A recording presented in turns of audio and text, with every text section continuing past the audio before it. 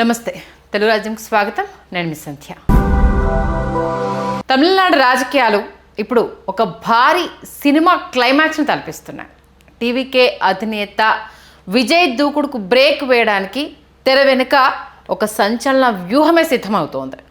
అసాధ్యం అనుకున్న డిఎంకే అన్నా డిఎంకే కలయికకు బీజం పడుతుంటే ఇప్పుడు సీన్లోకి సూపర్ స్టార్ రజనీకాంత్ వస్తున్నారన్న పేరు ఇప్పుడక్కడ బలంగా వినిపిస్తోంది. విజయ్కి విరుగుడుగా రజనీని సీఎంగా నిలబెట్టే ప్లాన్ ఏంటి అసలు? దీని వెనుక ఉన్న బీజేపీ మాస్టర్ ప్లాన్ ఏంటి? అసలు సౌత్ ఇండియాలో పట్టు కోసం మోదీ టీం ఇంత పెద్ద ఎత్తున స్కెచ్ వేస్తోందా? ఆ వివరాలన్నీ ఒక్కసారి ఈ వీడియోలో చూద్దాం. ఎందుకంటే 108 సీట్లతో అతిపెద్ద పార్టీగా విజయ్ ఎదగడం ద్రవిడ పార్టీల గుండెల్లో రైళ్లు పరిగెత్తిస్తోంది. ఈసారి కనుక విజయ్ ఆపకపోతే భవిష్యత్తులో ద్రవిడ కోటలు కూలిపోతాయని డిఎంకే అన్నా డిఎంకే భయపడుతున్నాయి. అందుకే విజయ్ గ్లామర్ను ఢీకొట్టే ఏకైక శక్తి కేవలం రజనీకాంత్కే ఉంది అని డిఎంకే పర్ఫెక్ట్గా భావిస్తూ దాన్ని ఇంప్లిమెంట్ చేసేందుకు తెర వెనుక రాజకీయాన్ని నడిపిస్తుందా అంటే ప్రస్తుతం జరుగుతున్న పరిణామాలన్నీ చూస్తుంటే అవుననే సమాధానమే వినిపిస్తోంది. ఇప్పటికే రజనీకాంత్ అటు సీఎం స్టాలిన్కు మద్దతు ప్రకటించడం ఈ వాదనకు బలం చేకూరుస్తుంది. ఎందుకంటే మామూలుగా ఒకరు ఎలక్షన్స్లో ఓడిపోయిన వాళ్లకు సానుభూతి తెలియజేసినప్పుడు గెలిచిన వాళ్లకు అంతే లెవెల్లో కంగ్రాచులేషన్స్ చెప్పాలి. కానీ రజనీకాంత్ ఇక్కడ స్టాలిన్కి సానుభూతిని ప్రకటించాడు, కానీ విజయ్ గెలుపుకు సంబంధించి ఎలాంటి అనౌన్స్మెంట్ చేయలేదు. అంటే రజనీని ముందు పెట్టి విజయ్ ఊపును తగ్గించాలన్నది డిఎంకే అసలు ప్లానా? ఆ రకంగానే రజనీకాంత్ని ఇప్పుడు తెర మీద తీసుకొచ్చిందా? విజయ్ గ్లామర్ మరి యూత్ ఫాలోయింగ్ను ఢీకొట్టే సత్తా కేవలం రజనీకాంత్కు మాత్రమే ఉందని డిఎంకే నమ్ముతోందా? ఆ నేపథ్యంలోనే స్కెచ్ అనేది నడుస్తుందా? అందుకే స్టాలిన్ ఓడిపోయినా తన నియోజకవర్గం నుంచి బయటికి వచ్చి రజనీని కలవడం, రజనీ కూడా స్టాలిన్ను స్టార్ ఆఫ్ ఇండియన్ పాలిటిక్స్ అని పొగడ్డం వెనుక ఈ స్కెచ్చే ఉందా అనేది ఇప్పుడు చర్చ నడుస్తుంది. ఎందుకంటే విజయ్ ఇప్పుడు 108 సీట్లతో అతిపెద్ద పార్టీగా అవతరించినప్పటికీ అతనికి అధికారం దక్కకుండా రజనీని ఒక న్యూట్రల్ ఫోర్స్గా లేదా ఒక ఇంపార్టెంట్ స్థానంలో ఉంచి ప్రజలను తమ వైపు తిప్పుకోవాలని డిఎంకే చూస్తోంది అనేది ఇప్పుడు తమిళ ఛానల్స్లో పెద్దగా వినిపిస్తున్న చర్చ. ఇక్కడ అసలైన ట్విస్ట్ ఏంటంటే ఈ మొత్తం వ్యవహారాన్ని తెర వెనుక ఉండి నడిపిస్తోంది బీజేపీ. అన్నా డిఎంకేను ఎన్డీఏ నుంచి బయటకు పంపి డిఎంకేకు మద్దతు ఇచ్చేలా చేయడం ద్వారా విజయ్కి అవకాశం లేకుండా చేయాలని చూస్తోంది. ఈ నేపథ్యంలో డిఎంకే అన్నా డిఎంకే ఒక్కటైనా ఆశ్చర్యపోవాల్సిన అవసరం లేదని రాజకీయ విశ్లేషకులు ప్రస్తుతం చెబుతున్నారు. ఈ అంశానికి సంబంధించే అనేక రకాల లీకులు పెను సంచలనం ఉండబోతోందంటూ అటు డిఎంకే పార్టీ అధినేత స్టాలిన్ మేము ఎలాంటి ప్రజా వ్యతిరేక నిర్ణయాలను తీసుకోము, ఎందుకంటే ప్రజలు ఇచ్చిన తీర్పును గౌరవిస్తాము, 6 నెలల వరకు ఎలాంటి అనౌన్స్మెంట్ చెయ్యము, ఏం చేస్తారు విజయ్ అనేది చూస్తాము అంటే చెప్పినా కూడా తెర వెనుక నడుస్తున్న రాజకీయాలు విజయ్ని ఒంటరి చేయడమే వీరి వ్యూహం అనేది మాత్రం స్పష్టంగా తెలుస్తుంది. ప్రస్తుతం సౌత్ ఇండియాలో బీజేపీకి అనుకూలంగా ఉన్న ఏకైక రాష్ట్రం ఆంధ్రప్రదేశ్, తెలంగాణ. కర్ణాటకలో కాంగ్రెస్ బలంగా ఉంది, తెలంగాణలో కూడా కాంగ్రెస్ కొనసాగుతున్న విషయం తెలిసిందే. ఈ నేపథ్యంలో చాప కింద నీరులా బీజేపీ బలం పుంజుకునే ప్రయత్నం చేస్తోంది. ప్రస్తుతం సౌత్ ఇండియాలో బీజేపీకి పూర్తి స్థాయిలో అండగా ఉన్నది కేవలం ఆంధ్రప్రదేశ్ మాత్రమే. కాబట్టి తమిళనాడులో పట్టు సాధిస్తేనే జాతీయ స్థాయిలో కాంగ్రెస్ను మరియు ఇండియా కూటమిని దెబ్బకొట్టవచ్చని బీజేపీ ఆలోచన చేస్తుంది. అందుకే డిఎంకే అన్నా డిఎంకేలను కలపడంలో బీజేపీ కీలక పాత్ర పోషించబోతోంది అన్నది ఇప్పుడు ఇన్సైడ్ టాక్.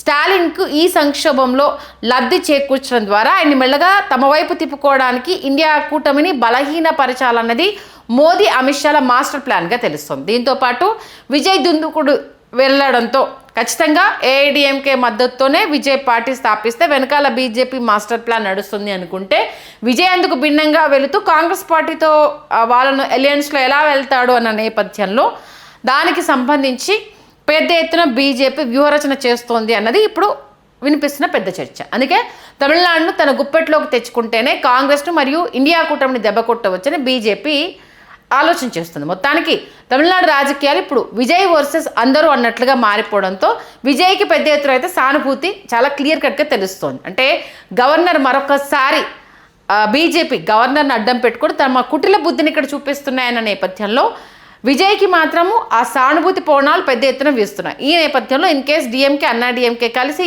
పోటీ చేస్తే విజయ్ ఎమ్మెల్యేలంతా రాజీనామా చేసేందుకు కూడా సిద్ధమన్న ఒక ఆలోచన చర్చ తెర మీదకి వస్తుంది. ఇప్పుడు ఒక్కసారి విజయ్ కనుక సీఎం కుర్చీ ఎక్కితే కనీసం 10 నుంచి 15 ఏళ్ల పాటు అతన్ని దించడం అసాధ్యమని ద్రవిడ పార్టీలు భయపడుతున్నాయి. ఈ భయమే 50 ఏళ్ల బద్ధ శత్రువులైన డిఎంకేను మరియు అన్నా డిఎంకే పార్టీలను ఒకే గొడుగు కిందకు తెస్తోంది. అంటే విజయ్ పాలన అంత అద్భుతంగా ఉంటుందని ముందే వీళ్ళు ఊహించుకుంటున్నారా అనేది ఇక్కడ అందరినీ ఆలోచింపజేస్తున్న విషయం. ఈ నేపథ్యంలో అన్నా డిఎంకే ఎమ్మెల్యేలను పుదుచ్చేరి రిసార్ట్కు పంపడం, మరోవైపు డిఎంకే అత్యవసర సమావేశాలు నిర్వహించడం చూస్తుంటే విజయ్ని అడ్డుకోవడానికి ఎంతటి సాహసానికైనా వీరందరూ సిద్ధపడతారని అర్థమవుతోంది. విజయ్ తన 108 మంది ఎమ్మెల్యేలతో రాజీనామా చేయిస్తానని బెదిరించడంపై బీజేపీ ఇప్పుడు భిన్నంగా రియాక్ట్ అవుతోంది. ఒకవేళ అసెంబ్లీ రద్దయి మళ్ళీ ఎన్నికలు వస్తే ఆ సానుభూతి కోణాల్లో విజయ్ క్లీన్ స్విప్ చేస్తాడని బీజేపీకి చాలా క్లియర్ కట్గా తెలుసు. అందుకే రాజీనామాలు జరగకుండా రజనీకాంత్ వంటి వారిని తీసుకురావడం, మధ్యవర్తిత్వం నడిపి మిశ్రమ ప్రభుత్వం ఏర్పాటు చేయాలని భావిస్తుంది. ఎందుకంటే రజనీకాంత్కు ఉన్న క్రేజ్ అలాంటిది కాబట్టి నిజంగానే డిఎంకే అన్నా డిఎంకేను ఒక తాటిపైకి తీసుకొచ్చి రజనీ సెంటర్ ఆఫ్ అట్రాక్షన్ అనేసని అంటే కొంత వ్యతిరేకత తగ్గుతుంది. కానీ స్టాలిన్ ఎంతవరకు ఈ నిర్ణయాన్ని అంగీకరిస్తాడు అనేది, మొన్నటి వరకు ఆయన సీఎంగా ఉన్న ఆయన ఇప్పుడు నేను సీఎం కాదు రజనీకాంత్ సీఎం అంటే ఎలా అతను రిజిస్టర్ చేసుకోగలుగుతాడు అన్నది ఇక్కడ పెద్ద క్వశ్చన్. ఇక్కడ అసలు క్విడ్ ప్రోకో ఏంటంటే స్టాలిన్ కోటే తమిళనాడులో అధికారం కాపాడడం, దానికి ప్రతిఫలంగా కేంద్రంలో బీజేపీకి స్టాలిన్కి మద్దతు ఇవ్వడం, అంటే ద్రవిడ సిద్ధాంతం పక్కన పెట్టి కేవలం అధికారమే పరమావధిగా ఈ పొలిటికల్ సర్కస్ నడుస్తోంది అనేది. రజనీకాంత్ నిజంగానే ఈ ఆటలోకి వస్తారా? డిఎంకే బీజేపీల రహస్య ఒప్పందం సక్సెస్ అవుతుందా?